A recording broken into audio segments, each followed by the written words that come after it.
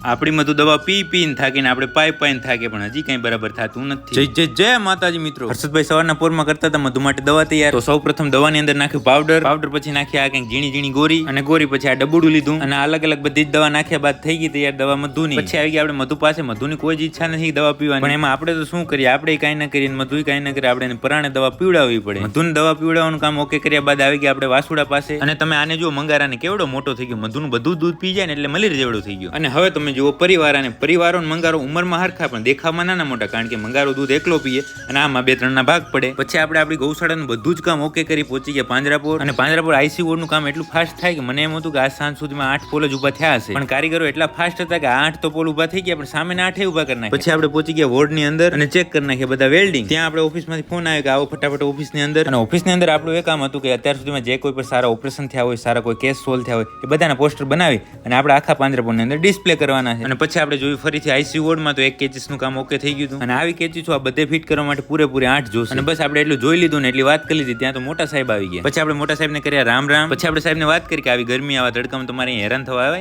અહીંયા હું હતો જ ને. પણ આ કારીગરો તો એના કામમાં જ મશગુલ હતા. આજે આ 1 કેચીસ બનીને કાલે આપણે આવશું ને ત્યારે 2 તો બની જ ગઈ હશે ઓછામાં ઓછી. તો ભલે મિત્રો આજનો આ દિવસ પૂરો, આજનો વ્લોગ પૂરો લાઈક કોમેન્ટ શેર કરવાનું ભૂલતા નહીં.